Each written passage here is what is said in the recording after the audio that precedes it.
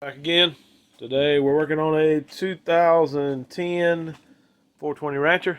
Looks a little rough, and it is a little rough because the ball joint came off of the tire here. You can see there's an issue. We're going to replace all 4 ball joints on here. As you can see, this is a 2-wheel drive model. That makes it a little bit easier. Still pretty much the same process, with the exception of loosening up the axle on a 4-wheel drive model, but the 2-wheel drive is not too bad to do. So we're going to do them real quick. I'm going to pull the tires off of it first, and I'll cut the camera back on once I get that complete. Alright guys, got the tire off this thing. You can see the knuckle here just kind of flops around. We've got to get the brake caliper unbolted so that we can get this knuckle off. So I'm going to take these two 12mm out here, and then we also need to pull the cotter pin out of the top ball joint. It's not broken, at least in this case, but I'm gonna go ahead and replace it because I'm in here. Doesn't seem to have much play in it, but like I said, I got a whole set, all 4 of them. So I'm gonna go ahead and do both sides, top and bottom, just to make sure everything's good with it. So get this cotter pin out. Sometimes you can just wiggle these things out. I found out about the easiest thing to do is get you a pair of these little cutters and grab the end of it enough that you can hold it, but not so much that you're going to cut it. Pull it right out like that. This top ball joint's a little tough to get the bolt or the nut off. I use a swivel 17mm and a 6-inch extension. Stick it in there like that. This thing will knock your teeth out sometimes, so keep your mouth shut. Just like that. You just need to loosen it up until it gets flush with the bottom of the bolt. Let me go ahead and pull this brake caliper off too. Hopefully the compressor's not going to cut on. If it does, I will cut the camera back on once it cuts off. One 12mm bolt. And the second one. Just like that. Slide the caliper off like that. Just hang on to those 2 bolts. So now we need to pop this upper ball joint off. I've got this tool here, and actually presses on the end of your ball joint. Works pretty good. It's one of the reasons we ran the nut out there till it's flush. So you slide it up on there. It works a lot better than those forked kind because it's not so easy to bust the boot. And then run that down with the impact, and it will pop the ball joint out. Let's see what we can do. Just like that. Then take your nut the rest of the way off. And the knuckle's going to hang down, but I still have got to remove the bolt on the tie rod end. There's a little teeny cotter pin on it. Just bend it around with your hand, actually. Get it lined up, slide it out. It's also a 17mm nut on there. Sometimes you have to jam a wrench in the top of it there. Pretty sure it's I think it's a 14mm. Little notch just cut in there. Maybe a 17, I'm not sure. Let me see if I got both wrenches right here beside me, so we'll see.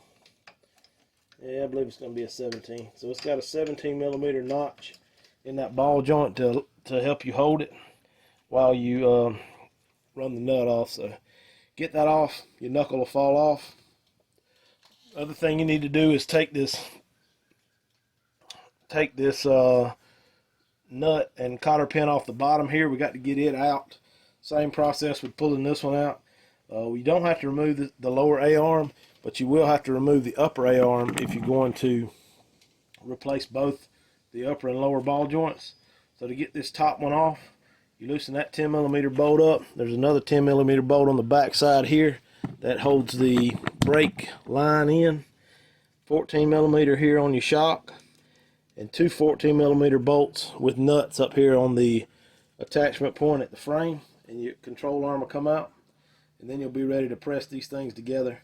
I'm gonna get all that stuff apart, cut the camera back on in a second, and show you what I got rigged up in the press to push these in and out. Alright guys, I got both the parts out. This is your ball joint on your knuckle that you got to get out. Just need some snap ring pliers to pull that thing out of there, and then we will rig it up in the press to get it pushed out. That's on the upper A-arm and then knuckle here. So let me get these snap rings off, and then we'll put it in the press and show you what it looks like. Alright guys, this is what I have rigged up for the one on the knuckle. Just got a sleeve. Sometimes I use a socket here, but I just had this one closer in hand, or closer to my hand, so that's what I used. This is a 20mm socket, and the problem is you got to go through. You can't get a good press on it, but you have to go through the top ball joint hole. So I use a 6-inch extension, just a 3/8" drive extension, to press this thing out. And let's see if it's going to go. Yep, just like that. Push it out of there just like that.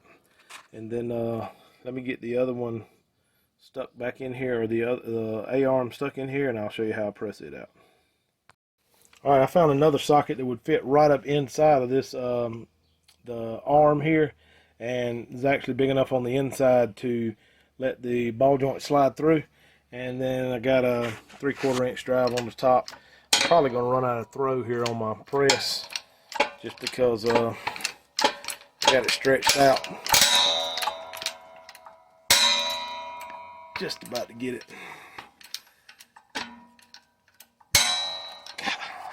don't think it's gonna do it. Let me drop back and punt here. I guess you get the idea. It almost pressed it all the way through. I'm gonna put a spacer in there and push it down. I'll cut the camera back on when I get ready to go back in with the new stuff. Alright guys, just in case you're wondering, I ended up getting these ball joints off of eBay. This is a Niche brand, or Nietzsche, however you want to call it. That's the part number. That's for the upper A-arm, and then that's the part number for the lower A-arm. 7 for the lower, and 11 for the upper. And I've got the thing up in the press again. The socket or tube that we used for the removal on the first is on the bottom here. It's just big enough for the ball joint to slip through, and then I got an 1 and 3/8" 3/4" drive socket on the top, and just press that down till it bottoms out. I see it right there, and it's just that easy. Now you put your snap ring on top. You're about ready to put it back together. So let me get the one pressed into the knuckle, and then we'll be about to finish up at least the left side of this. Probably not going to show the right side because it's exactly the same, but let me get the knuckle rigged up in here, and I'll show it to you. Alright, just as there wasn't an ideal way to press this ball joint out of the knuckle, there's not really an ideal way to press it back in. So this is a 1 5/16" socket, and it fits right on that outer lip of the ball joint. And then I just got it braced up here into the press, and I don't want to. I did put some oil around it to let it slide in there a little easier. I'm not going to press on it too hard. We're going to get it down far enough that the snap ring will go back in, and that's going to be about it. You know, if you're doing this, you might want to make sure you don't get this bent too much, because it's cast and it'll break pretty easy on you. I've also taken before on some that were tougher to get in, and wedge a extension between here and here to keep these two at the same distance apart, so you don't get much deflection on it. But like I say, that's not the ideal way to do it, but it's how I do it, so it works. I'm gonna stick the snap ring on here, and we'll throw the thing back together. I may take a video of me putting it all back together, just in a time-lapse thing. So hang on just a sec.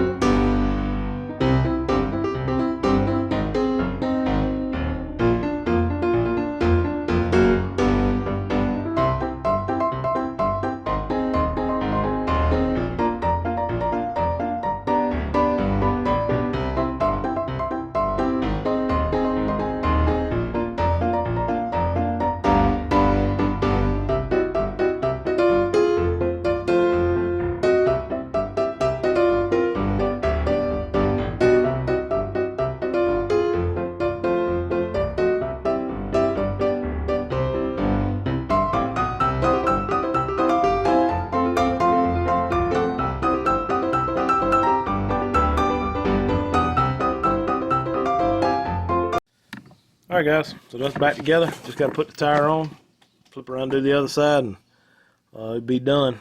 With these nuts on these new ball joints were a 19 millimeter as opposed to the 17 that it was on there from factory, and so I had to go find a socket for that and look for a couple other tools to get it all back together. So with all that being said, it took me 8 minutes and 37 seconds to put this back together. So it's not too long of a job, especially with air tools, but naturally if you do it by hand it's going to take you a little longer. But jump to the other side, I'm going to do it. I'm not going to video that because it's exactly the same as this side. So you guys check out my other videos, hit the like button, subscribe. Have a good day.